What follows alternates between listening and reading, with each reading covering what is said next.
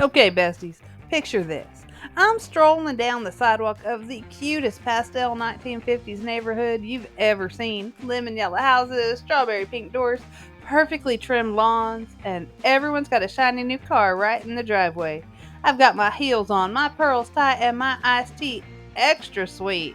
Living the American dream, right? So I'm about to say, thanks to the GI, when out of nowhere this blaring bomb siren screams from the sky, and I literally dive headfirst into a fallout shelter in someone's backyard.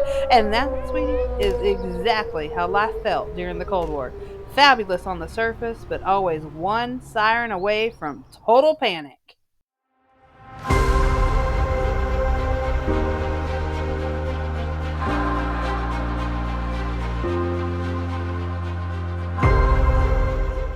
Let's start with the GI Bill because, oh yeah, it changed everything. After World War II, millions of soldiers came home, and Uncle Sam was like, thanks for saving democracy. Here's free college and a cute little house. Seriously, the GI Bill paid for veterans to go to school, start businesses, and buy homes with super low interest rates. The result? Boom. Baby boom. Housing boom. Economic boom. Suburbs started sprouting up faster than a Cold War conspiracy theory. But let's not forget, this was a very race-dependent time. Many black veterans were denied those same benefits, especially in the South. So while white families were building generational wealth in Levittown, others were left out completely.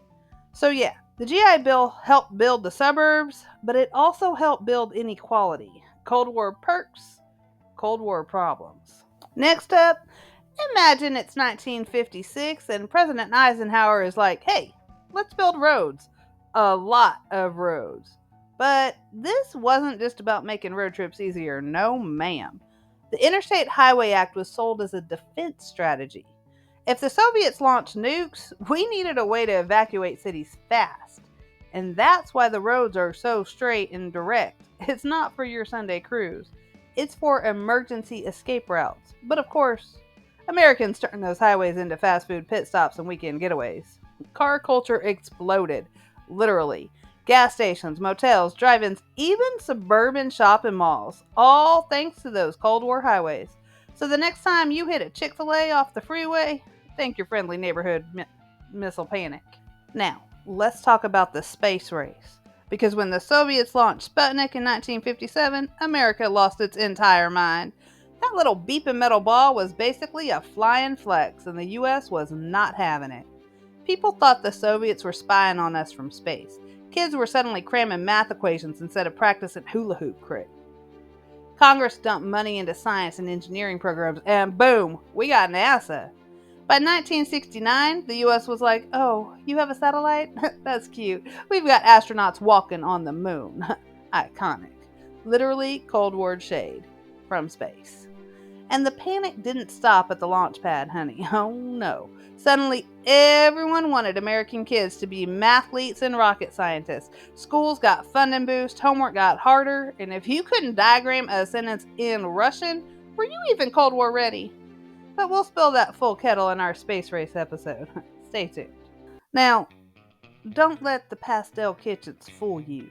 People were terrified. Kids were taught to duck and cover under their desk. Like, Paul and Patty know this.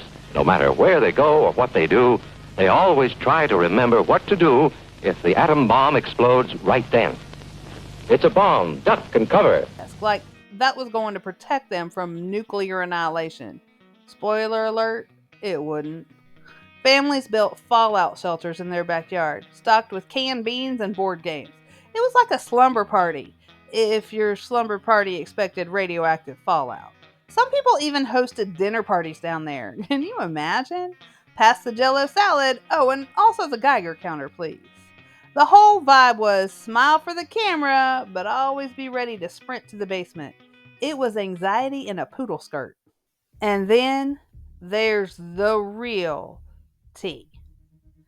Everyone was afraid of communists, even if they didn't quite know what communism was. That's where we get the Red Scare and McCarthyism, aka one of the messiest witch hunts in U.S. history. Senator Joe McCarthy swore the government was crawling with Soviet spies. And y'all, he had zero proof, but that didn't stop him. He accused actors, teachers, even State Department officials. If your name ended up on a blacklist, your career was over. Done. Canceled before cancer culture was even a thing.